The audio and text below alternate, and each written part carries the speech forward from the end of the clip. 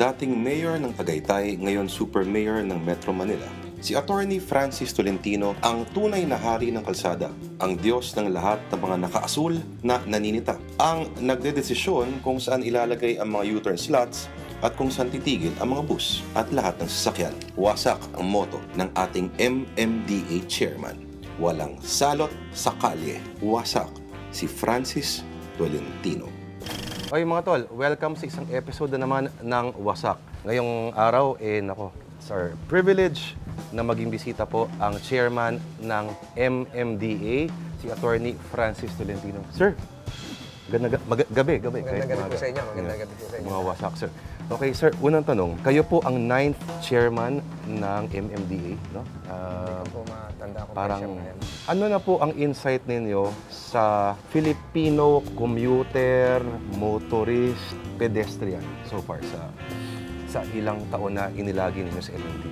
Siguro pwede nating paghiwalayin na meron tayong segment na talagang very hard to please. Very hard to discipline. Meron namang responsable at masunurin, law-abiding. So, kung paano mo paghahalo-haluin yan sa isang bus, sa isang sasakyan, ayun po siguro mahirap na gawain. But regulatory measures are being implemented to address this.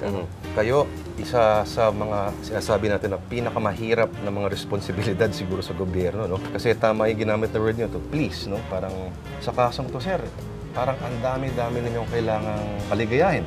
Lahat na gumagamit ng kalye, among others. At ngayon, kasalukuyang ginagawa itong ADB Forum, no, ng mga governors. Nagka-problema po sa traffic dahil sa mga truck. Pakikwento po ng konti yan, sir. Apo, nagkaroon tayo kasi first time in-implement ulit natin itong truck ban ng daytime since 1996. So, napakiusapan naman natin yung mga truck operators, shippers na huwag mo nang pumasok ng Metro Manila during daytime. Pero yung kagabi, pagdating na alas 9, biglaan kaagad yung 4,000 truck nagsabay-sabay dumating. So, nagbunga ng congestion yon at kalituhan din sa iba. Pero we are addressing the situation. Siguro, mamaya, pupulungin ko ulit sila para kung anong adjustments pa ang kailangan.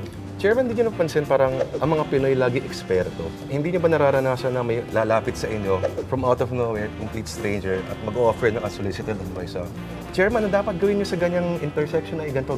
How do you deal with that? Tama po kayo, kahit sa text, ginagawa po yun. Okay. We value their opinion, tama po yun, mag-contribute talaga. Pero ang kailangan lang ihiwalay natin yung advice given because of a certain interest to protect o mas maalwan sa kanila. Dapat siguro yung maunawaan na yung mas makakabuti sa mas makakarami, hindi lang yung sa sarili. At mukhang bilang chairman, yan ang trabaho nyo. Juggle. Magandang gabi. Bakit kayo walang Jun? Ganda pala ng yate dito. Na-traffic ka ba? Dito naman, sumakay ako ng yate. Okay, Chairman, kayo po ay naging mayor ng Tagaytay for 3 terms. No? At before that, si Chairman ay Doctor of Laws, talagang hardcore na abogado. Ika nga ng isang professor about he has more degrees than a thermometer. Noong 1986, naano siya nung di ba? Naging mayor siya dun sa Tagaytay. Parang kasabay mo si Mayor Binay halos ang naging OIC. Pansin ko, Mayor, ang dami mong mga training units sa military. Frustrated na sundalo ka rin ba? Oo nga, siguro kung hindi tayo napasok sa politika, baka nag-PMA ako noon. At ikaw ay reserve, ang rank mo ay colonel. Anong fascination mo sa military? Bakit? Ano yan yung certain degree of discipline na wala sa civilian, certain degree of efficiency na karamihan wala sa civilian sector. So, yun yung maganda makamit sa buhay. Ganitong oras yung gising mo, ganitong oras yung pahinga mo, yung regimen. Do you like regimen? Kailangan po yun Naku, Chairman, hindi ba sinasabi nila, abogado po kayo at sinasabi nila, well, obviously, one part of it is management. Pero sinasabi nila parang bakit lagi tayo lagay ng mga abogado sa isang institusyon na kailangan ng planners, engineers, ganyan. Sa kaso mo, abogado kayo. Dating mayor. Anong reply nyo? Ang intricacy ng Metro Manila is you have to you deal not just with the agency and the personnel within the agency, but you deal with 17 mayors. Okay. So, merong local political dynamics. And modesty aside, siguro gumraduate na tayo sa ganung hanay. At yun din siguro ang modesty aside na maiaambag ko rito na magkaroon ng nagkakaisang Metro Manila sa hanay po ng mga mayors. Ibig ba sabihin yung nagkakaisang Metro Manila chairman, pareho na rin ang mga, kunyari, number coding rules ng Makati, ng Mandaluyong. Hiwalay yung Makati, di ba? Manila, Makati, and Las Piñas. So, Bakit po hiwalay siya? yung sa Makati kasi, ang inaalagaan nila doon yung Central Business District nila. So, ayaw nilang mapuno kaagad yun, ayaw nilang maapektuhan yung komersyo sa Makati. Yung sa Las Piñas, dati na yun inabutan natin yun, yung gateway to Metro Manila yun Nung wala pa, nung hindi pa ganun kadami ang tao sa Bacoor, sa Molino. So yun talagang, yun naman yung interest ng Las Piñas. But I think we're progressing. Nakuha natin yung single ticketing system. Napapayag natin yung... May ba't nawala yung MMDAR? Yung mga square na yan, ano yun pantaklob yun sa mga graffiti Pero ginagawa pa rin namin, pero hindi na... Yung mga Pero mas maganda na ngayon, no? May ganap, saka yung... May nagtatanong naman, Chairman, bakit hindi raw Filipino yung kinuha natin mga artist to work on it? Ang konsepto kasi doon, yung may mga Filipino artists din doon, pinagsama-sama yun. And Metro Manila should not be perceived as a purely local, urbanized society. Dapat may international segment din, international perspective din. So binuo po yung iba't ibang mga artist para bumuo ng mural. And then, pinag-aralan naman po nila. Halimbawa po yung tiga-Finland na gumawa sa Cubao. Tumigil po yan sa Cubao ng ilang buwan. Pinag-aralan yung kasaysayan bago nagawa po yung mural na yun. Chairman, yung pintura na yun ba talaga? Nakakalinis ba talaga ng hangin? Sa tingin Yung po yung sabi, knocked-out na ano. Pero so far... ganun pa rin yung amoy sa Cubao Siguro nakakabawas. Nagdagdag po tayo ngayon sa Pasay Top Rotonda. Ang nilagay po natin bayong naman. Bayong? Kasi ang tingin namin sa Pasay Top Rotonda, melting pot yan, galing probinsya. Noong araw, pupunta ka ng Cartimar, Libertad, nakabayong ka. Galing kang Laguna, galing kang Cavite. Bago Cubao din yung Pasay Bago salta ka. Pupunta ng motel. Sa mahal kita. Yan. Alam mo, Jun, mga bagay na yan.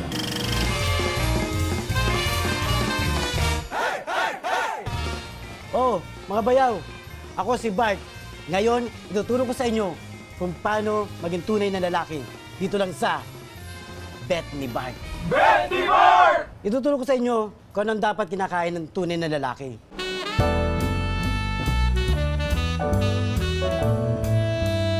O mga bayaw, katulad na nitong suman. Ito, bet ko to. Masustansya to. May protina at mabigat sa tiyan to. Saka, mahaba, di ba? Pag mahaba to, nakakabusog to Saka, sticky, di ba? O mga bayaw, wag niyong kalilimutan ang hotdog, pampalino ng mata to. At siyempre, pampatangkad, dahil malaki siya At masarap. Nguya-nguyain. Paborito ko to Wala pa bata ako, eto na kinakain ko. Sarap! Nilagang itlog, bet ko to. Nutrition to sa ating katawan, saka yung mga buto natin. Kailangan ito, pampatibay, di ba? Itong itlog. Magkano yung itlog? 10 piso. Mahal naman ang itlog mo. Mura na to, ano ka ba, tol? Special ba yan? Pamacho to. Kagaya mo, tinan mo. Gaganahan ka pa, tol. Itlog ng ano ba to? Ba't gaganahan ako? Itlog na chicken. Di ba? Ang itlog ang galing sa chicken. At yan mga bayaw, yan ang bet ko na bagay para sa'yo. Para tayo maging tunay na lalaki. Dito lang sa Bet ni Bart. Bet ni Bart! Lalaki-lalaki. Yan ang bet ko.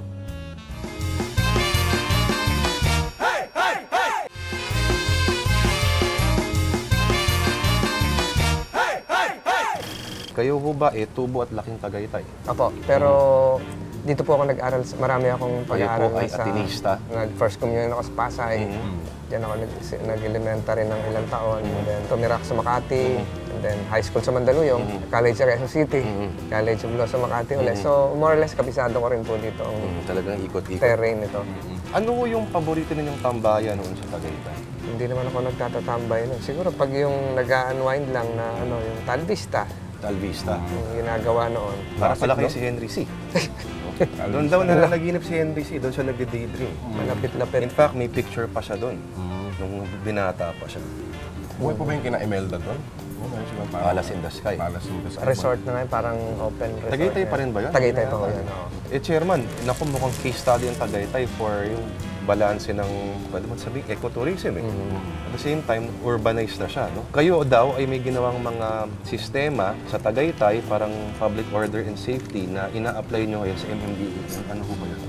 Yung consultation, bahagi yan. Hindi tayo kumikilos ng walang pagkukonsulta sa stakeholders. Gaya ng mga U-turn slots, bago tayo magbago, kinukonsulta natin yung komunidad. Yung visibility po siguro ng ating mga tauhan, ginawa po natin sa Tagaytay. At yun din yung gusto kong maangkin nilang malasakit doon sa kanilang yung mga MMDA personnel. At siguro yung accessibility ng public. Kasi nung mayor po ako, karamihan sa mga taxpayers ng Tagaytay, taga Maynila eh. Okay.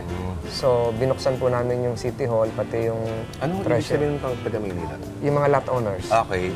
So, Marami dong mga binuksan namin yung City Hall ng Sabado. May pasok ng Sabado para makapagbayad din ng buwis, makapag-transact sa publiko sa City Hall yung taxpayers. Ginawa ko po sa MMDA yun, yung transact sa Redemption Center, yung mga nanguhuling lisensya. So sa halip na pahabain pa natin yung pila uli sa Lunes, buksan na natin ng Sabado. So marami po mga kababayan tayo rito sa Metro Manila na nagtatransact ng Sabado, nabawas-bawasan yung pila. So may mga bagay po tayong nakuha doon na Hindi ko alam yan. natin Bukas pala yung Sabado, no? Sana hanggang Sabado yung mga government offices para sa mga nagtatrabaho.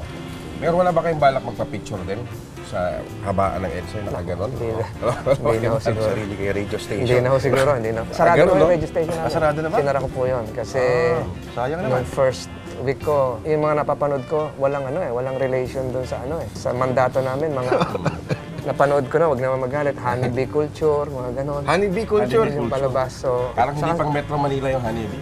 Tsaka savings na rin ng agency. Kailangan din natin magtipid. Nakita natin yun. Oo nga.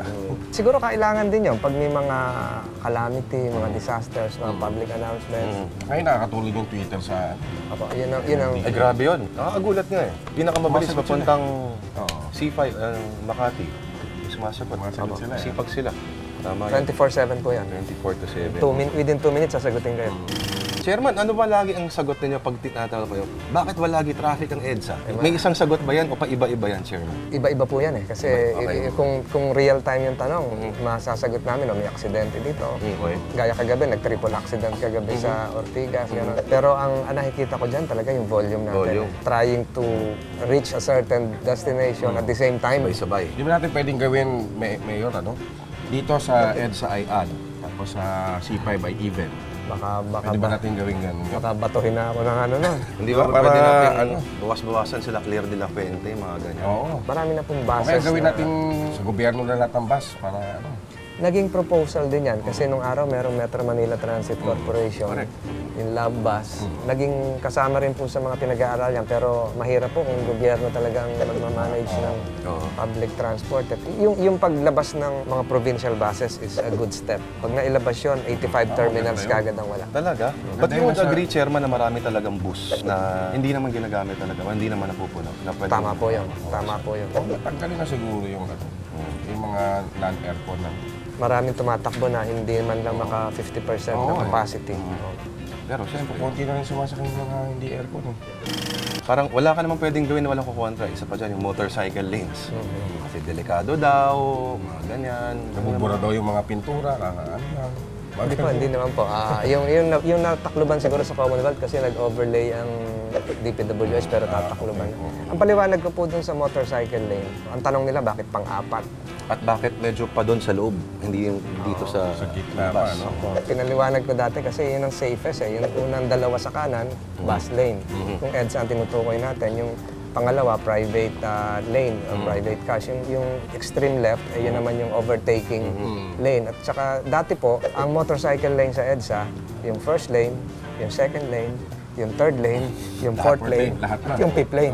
Mga ganun-ganun So pa lahat sila. po yun, akupado nila. So nilagay po natin doon sa isang lane, designated, non-exclusive.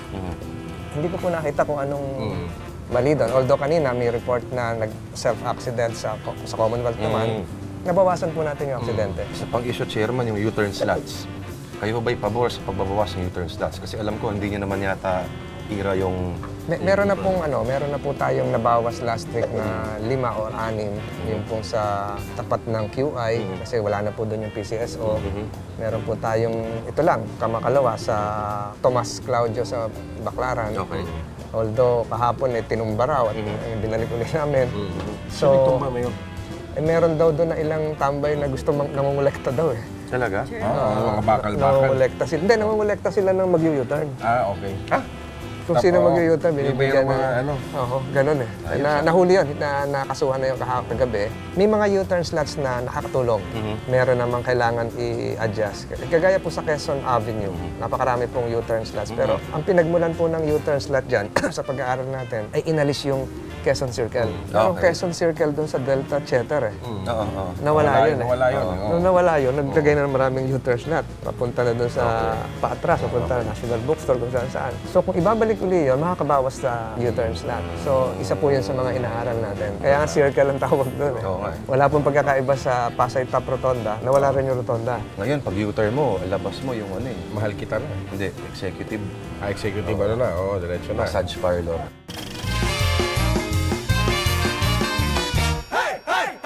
Ay. Hello po. Sino ka? Ba't ka nandito? OJT po ako ni Direk. Paano ka naging OJT ni Direk? Nagkita lang po kami sa 7-Eleven. Tapos nilibre niyo po ako ng Yakult. Ganon? Opo, instant OJT na agad. Ay, gusto mo bang turuan kita paano magluto? Siyempre po, okay lang po, sure. Talaga. Sandali, tatawagin ko muna yung assistant ko, Sige po. Okay. Orestes! Dito tayo. Tawagin lang. Ito yung assistant ko. Si Orestes. Po. Ano pangalan niya? Ano pangalan mo ulit? Jubilin? Jubilin ba? Jubilin, oh. Galing mo. Ito yung show namin dalawa eh. Oo. Kami yung ano dito eh. Title ng show natin? Pwe. Pwe. Pulutang Wasak Espesyal. Kabayo ha? Ganun, show ninyo. Ano ibig sabihin nito? Sino to? OJT yan. OJT ni Direk yan. OJT ni Direk. OJT ni Direk. Oo nga, no? OJT ni Direk. Klasika. Ay, hello. Mag-hello ka naman sa mga bayo natin, Jubilin. Hello. Hello mga bayaw! Oh, sabihin mo, welcome na naman Welcome na naman sa isang episode sa isang episode ng ng Public Attorney. Sorry. Pulutang Wasak Espesyal, Pulutang Wasak Espesyal. Pwe! Ayan. Okay, Lord, ano bang gagawin natin ngayon? Tuturo natin sa kanila ngayon, Jubilin. Jubilin, ano ba yung mga pinaka-paborito mong ulam sa buong mundo? Actually po, seafood, crabs, and shrimps. Naku, saktong-sakto. Meron tayong pusit. Yan, ha? Pusit. Pwede na po, seafood Yan, din. sariwang-sariwa. Sariwa yan. Pwede na pusit, no? Pwede na pusit. Paano ba malalaman kung sariwa ang seafood? Hindi ko po alam eh. Hindi, may technique dyan. Dapat amoy dagat. Amoy dagat ba yan? Amoy dagat ba? Hindi. May dagat ka ba? O gagawa tayo ng tinatawag nating squid a la pobre. A la pobre, ibig sabihin may bawang. May bawang. Yun ba yung ala pobre? A la pobre. So, pag isang steak a la pobre, steak yan na may bawang. Ayos mo yan? Kaya may natutunan ka, Jubilin. Kailangan natin ng pusit. Bigyan mo naman ng konting, sensualidad. Kailangan natin ng pusit. Yeah. Iyahan. Bigla akong pinawisan dun Kailangan natin ng bawang. Yan. Ganda. Lapit At mo naman. syempre, kailangan natin ng sibuyas. Yan, parang inaakit mo yung mga bayaw natin. Ganun, no? At bell pepper, red at green. Olive oil. Yan. Sindihan na natin yan. Sindihan na natin to. Okay. Ayan. Hindi ko muna ako. Yan muna. Ever Sindihan natin to. reliable na... Ayan mga bayaw. Tuturuan namin kayo paano magsindi ng kalan. Una, bubuksan to. Bubuksan natin mahina-mahina. Tapos gaganyanin natin yan. Titili. Yan. Ayan, Lord. Mainit na, Lord. Init na, tol. Jubilin, pinapawisan ka na. Yan tayo. Marami ba? Okay na yan, Jun. Okay na yan. Yan, yung panghalo. Ay!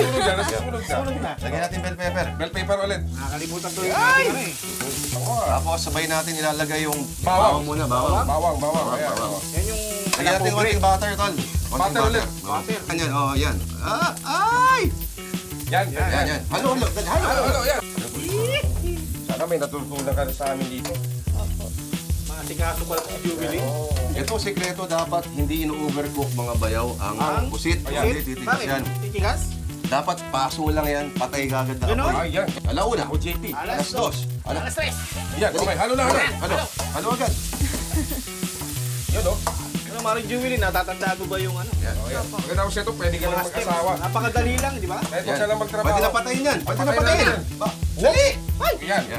Mga bayaw, ito na ang finished product. Ang squid a la pobre. Dito lang sa Dito lang sa... kapwa ko, mahal ko. Ano ba? Sa puwe. Dito lang sa Pue, Pulutang Wasak Espesyal. Palakpakan. Palakpakan. Okay.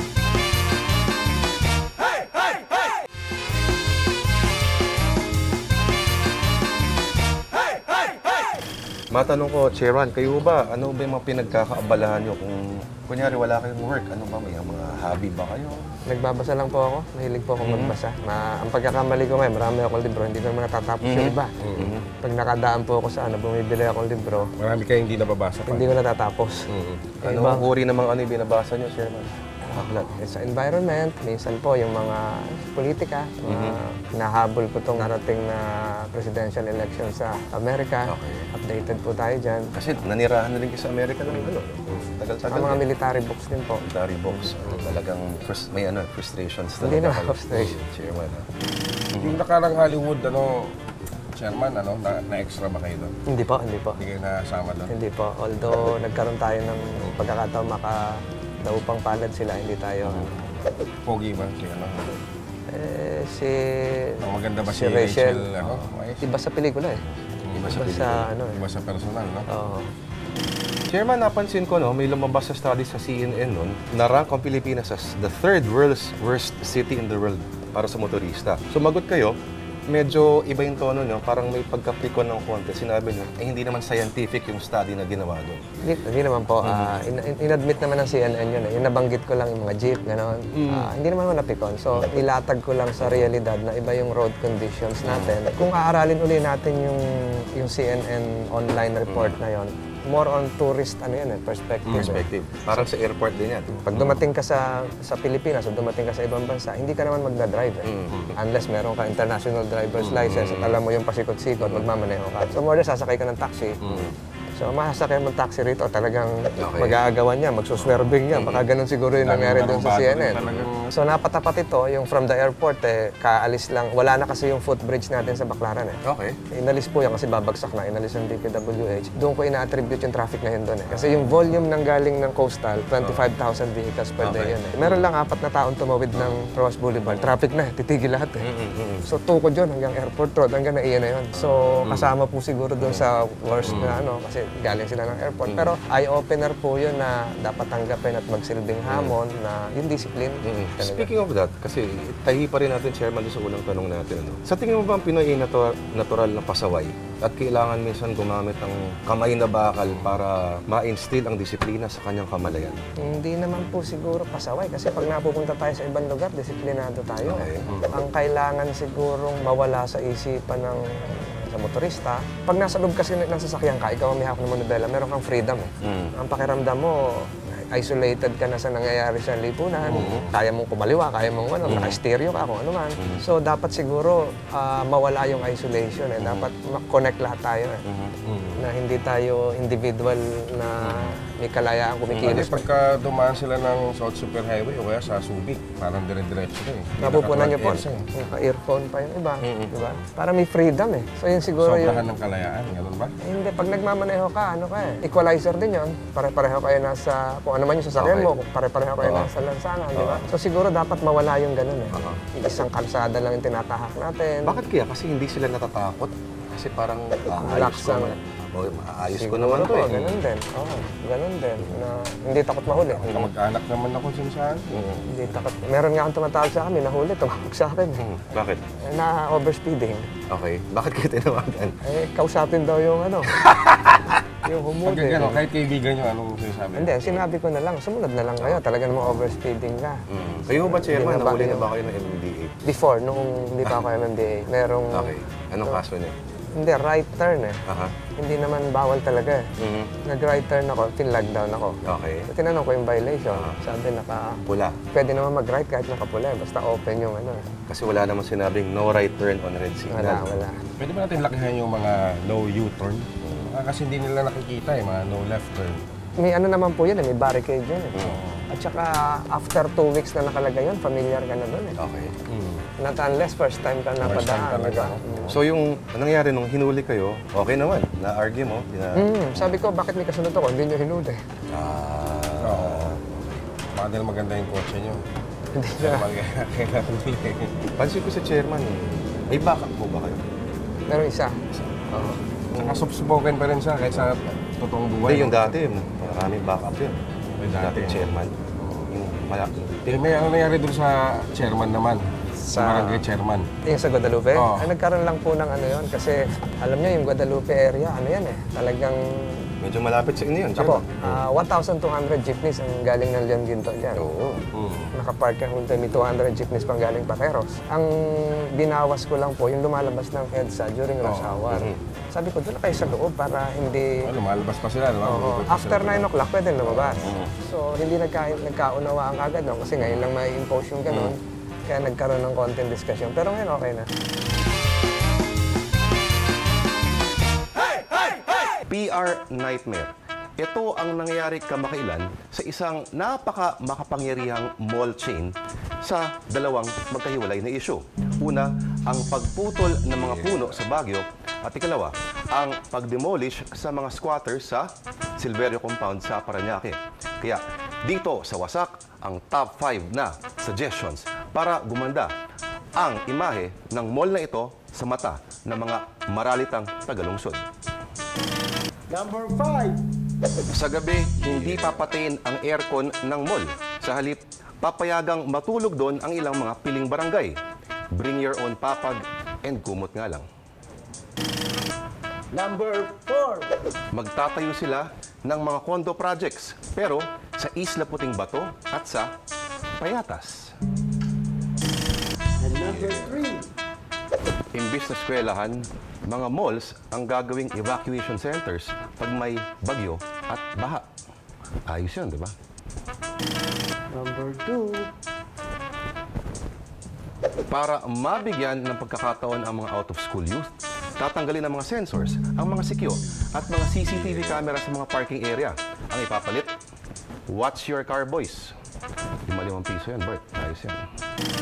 At ang number 1 na suggestion para gumanda ang imahe ng isang mall sa mata ng mga maralitang tagalunsod, papayagan ng pumasok sa mall ang mga nagbebenta ng fishball, isaw, tokneneng, at marami pang iba. Oops, pero bawal yosi.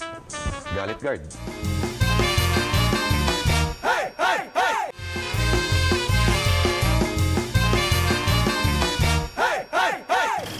Yung isang chairman din dati ng MMDA, paboritong kulay pink. Yung sumunod doon, ginawang brown. Tinanong kayo dati, ano yung favorite color nyo? Sagot mo ay rainbow. Hanggang ngayon ba, ay rainbow pa rin? Ibig sabihin po ng ano, yung inclusivity. Hindi naman, Pero green yung nakalagay, di ba? inabutan ko po yan. Green. Inabutan ko, inabutan. Kasi sayang naman kung baguhin yun dahil may epoxy paint na yun eh. Hindi kinakalawang. So, more on substance na lang siguro kung ano yung dapat meron. gawin. Oh. Chairman, kayo ba pabor pa rin kayo sa paglalagay ng mga signs na parang bawal tumawid dito, may namatay na, hayop ka? Wala naman siguro yung hayop. Wala bang hayop ka? Wala, Okay. wala na ho yan. Kailangan constantly talaga, persistently, remind nyo. Ang laking problema po yan, yung pedestrian violators na ano. 5,037 kilometers sa Metro Manila. Okay. Paano mababantayan yung lahat ng tatawid sa hindi tamang lugar? Di ba? Eh, yung iba, pinipilit na talagang doon tumawid, pinakamalapit. Pero hindi lang naman siguro tayo yan eh. Kahit sa ibang bansa, ganun din. Kaya lang, nakakatakot dito sa atin. Lalo pag gabi. Hanggang kailan po yung term niyo, Chairman? Naki-presidente po siguro yan. Hanggat wala, hanggat nandiyan si Presidente. Hindi, kung hanggat gusto pa niya. Kayo ho ba, kunyari, matapos ho ang termino ninyo, may balak ho ba kayong maghanap ng iba pang political positions? Wala po ako nasa isip ngayon. Alam nga, gusto Next ko... year, Mayor, may balak ba kayo next year? Sinabihan mo na ako hindi ako tatakbo ngayon eh. So, hindi mo na siguro. Pero Balak, kung hindi kayo sinabihan, ibang usapan. Parang, how does Senator Tolentino sound, sir? Malabo po yun. Malabo ba? Mas type ko yung ano eh, yung magsulat. Yung... Kasi teacher siya dati. At author din siya. Kasi chairman intellectual na naipit naman. sa isang managerial position. sino favorite yung author na yun? Ang usually yung gusto ko yung mga biography. Biography. Na autobiography ang nagsulat yung talambuhay talaga nila. Halimbawa, ito kay Mitt Romney ngayon, meron siyang bagong labas. Yung buhay niya, yung kay John McCain, ganun din. So more on doon sa political side na kung paano sila nakarating sa ganun. Ano paborito niyo pagkain ngayon? Adobo Sana siguro. yung Adobo? Pork chicken pork. Meron na bang specific na adobong gusto? Parang may isang restaurant ba na ito ang the best adobo na pwede nyo kainan? Lutong bahay lang na ano, yung parang, kasi merong yung adobo na itim yung sabaw, yung parang brown, parang kape na may gatas. Habang, Yun ang gusto habang nila. tumatagal. Oo. Yung masabaw. Yung masarap yun habang tumatagal. Tsaka sumasarap. tulingan Mga 3 siguro. days. Tulingan. Oo. Marami yan sa Batangas. Sinaing. Oo, Meron na marami rin, sa kanila yan eh. meron na rin version na ginataan. Yun. Ang alam ko nga may gata talaga yung Hindi, yung sinaing lang, ordinary sa palayok lang. Oo, Pero palayok. yung Parang suka lang yung sa palayok eh. Wala kang binanggit na tawilis, Mayor. Yung mga bulalo. marami, mga ganun. matataas ang kolesterol ng bulo ko. Sarap bulalo sa Tawilis, inyo, di ba? masarap ang tawilis. Ang ganda pala katawan ni Mayor. Oo nga eh. Pati Ano mo ba? Meron na rin siya. Meron na tayo ngayon? Meron na rin. Nag-beer din tayo. Eh. Nag-beer din kayo. Stress na. Pagka gano'n. Dalawang bote, gano'n. Kung ako nasa trabaho ni Mayor, hindi lang 2 bote inamin ko. Grabe. Ang daming mga makukulit eh. Siyempre may CCTV tayo lagi, Mayor. At sinabi mo, compared sa ibang bansa, medyo kulang pa. Pero ano yung pinaka sa inyo, pinaka-bizarre na footage na nakita mo sa CCTV? Ay, yung mga nasasagasaan. Sagasaan. Yung mga self-accident. Yung nasagasaan, tumatawid. Siya C5, gano'n. Iba yung pakiramdam, no? Na, Kahit i-replay mo yan, hindi mo na mababawi na yung... Oo. Tapos alam mo sana kung pwedeng i-replay tapos i-post mo, no? Tapos nakapupuntahan. Saka karamitan, isa lang talaga eh, na naghintay lang siguro ng 3-4 na segundo. Buhay pa eh. Seconds lang eh. Napatapat yung gano'n, di ba? One time, sinita siya ng MMDA kasi sinusundan niya yung misis niya. Yung misis kasi niya maganda. So sabi Pagkama na ng hold up. At nung sinusundan yung babae, asawa ko yun. Very religious ho ba kayo? Medyo. Pagdating sa mga ganun, sa tingin mo ba, you believe in such things as fate, kapalaran? Hindi. May mga ganong confluence of but wrong place at the wrong time, di ba? Pati yung sasakyan. Yung konting dun sa EDSA show, may area doon na lagi may aksidente. Gusto ko nga pabindisyonan yun eh. EDSA show? Oo, yung underpass. Meron lagi doon? Yung underpass. One time may nakita ako doon na akala namin baboy. Yung pala parang Ano yung tumatalon, tumatawid? Hindi, yung laging may spot doon na may... Aksidente. Kahit yung tao namin nagwawalis, nasagasaan. Nasage. One time magmamaniw yung may parang may Meron nga nung araw, artista rin na aksidente, hindi ko na mabanggitin ng pangalan. Parang yan. Nagmumotor? Hindi, kotse. Kotse. Iba pa yung bulag. Iba pa. Doon din banda yun, di ba? Hindi, yung bulag dito sa sa may Malibay. Malibay na. Kilala ko yun. Minig mo to, si naman yun. Sa Magallanes yun. Magallanes naman yun. Yun. Magaling na singer yun. Itong binabanggit mo, Mayor, kotse, gano'ng kagrabe nangyari dyan? Patay yun. Pero matagal yun. Ano na yun? Mga sikat na artista to, 70s eh. Yung ospital niya, doon din sa tapat ng yung dating Polymedic, doon na rin siya. Pero maganda yun, may pabinyagan yung pabinditahan. Mayor, tip lang sa mga nanonood sa atin. Ano ba pinakamaluwag na araw lagi sa EDSA? May nagsabi noon, nakalimutan ko lang. Thursday. Bakit daw Thursday? Yung Thursday, yung sa computation din namin ng number coding, mas marami ang naka-coding sa Thursday. Ako Thursday ako. Ang laki ng volume eh. So lahat ng... Tsaka Lunes Minsan na-observe ko medyo maano yung Lunes. Pero yung Thursday po naging consistent. Naging consistent. Buong araw yan halos. Halos. Pati mga bus, pinakamaraming na-coding na bus, pinakamaraming na private na sasakyan.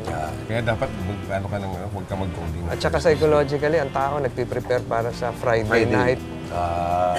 Kaya medyo yung iba hindi lumalabas Grabe ng yung Friday. Friday, Yung Friday, talagang yun. Wasak talaga yung Talagang Biyernes regular na yan, kahit saan lugar. Saan kayo madalas man natatraffic? Yung ilalim ng Ayala Tunnel. Doon ka madalas. Pa talaga. Pisa ba hindi may inisip na, Chairman ako ng MMDA, bakit ako natatraffic? Hindi, kasama rin tayo doon sa ilalim. Saka, Kailan ho kayo huling nag-commute? Nag-public transport? Nag-taxi ako nung siguro 2 months ago. Bakit ho kayo nag-taxi? Nagmamadali eh. tingin ko pag nag-bus to si chairman, hindi ito makikilala ng mga bus driver Try nyo lang kaya ang chairman. Bas kayo minsan. Nagbasa ako nung nung Nang hindi nila alam, 2000 tapos medyo malayo lang yung sila, mga bodyguard. 2008, Baguio. Ay, mas madali pa eh. Oo. Mas Makatulog ka pa. madali pa. Mas madali pa. Oo. Ngayon, Ano ay palabas sa bus nun? Yung parang earthquake eh. Pag-give ka tayo. Earthquake talaga eh. Parang earthquake eh. Nung nag-taxi naman kayo, Parang Chairman. 2012 yung John Cusack. Okay. Yun. 2012. Oo. Oo, yun ang palabas. So, Matindi yan. Okay. Chairman, maraming salamat. thank you. Akala ko mahirap yun. MMDE Chairman, Francis Tolentino. Ayan Ayan. Thursday daw. Tatakbo din to. Sa? 3K, 10K, 3K. 3K lang. Angat natin siya. 3K lang. 3K, ayan. 3K.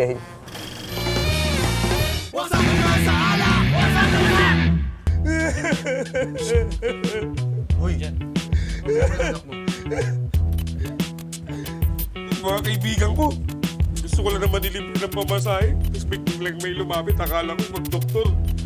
Sabi niya sa akin, ilan kayo? Sabi ko 3, tapos biglang nagtusok ng ganito. Pinabayaran na sa akin. Ay, nako. Nabigyan mo ng gang. May pagkatarin yung anak mo. Hindi, 80 pesos ang isa. Isa? Magkano ba sa tindahan niya? 8 pesos lang isa yan eh. Ha? 8 lang to? Oo. Ay, nako po. Imported daw kasi ito eh. Sabi ko daw, 3 eh. Ay, akala ko naman kung doktor siya. Ay, nako. Ay, mga tol, welcome sa San Episode ng Tamang Toma. Alam mo, tol, daanin na lang natin sa inom. Inumin na lang natin yan. Ano lang tayo para mawala yung lungkot ko. Halo na lang natin sa inumin yan. Kailangan lang natin ng juice. Tetra Pak. Ibuhos mo dito. Tigda ka lahat eh. Tapos kailangan natin ng vodka. Tsaka yelo. Lahat ba to sa ilang baso? Kalahating baso. Naalala ko talaga. 80 pesos isa. Para ako naisahan eh. Kayo muna lang yan. Ay, madiretso. Yan mga bayo, napakasimple lang. Ito tinatawag na vodka cooler. Ala sa Bayton. Matalino ka ba, tol? Galing, ang galing oh. Okay ba? Galing, ang galing. Nakakalimutan mo na. Kalimutan mo lang. Katanga ang ginawa mo. Galing, ang galing ah. Tol, pagsabihan mo yung mga bayo natin next time, pag nakita sila, nasa loob sila ng bus, Payuan mo. may nagbebenta ng ginanong, sabihin mo. Sabihin mo. O yan mga bayo ha, huwag akong gayahin. Yan. Nakakahawa kasi.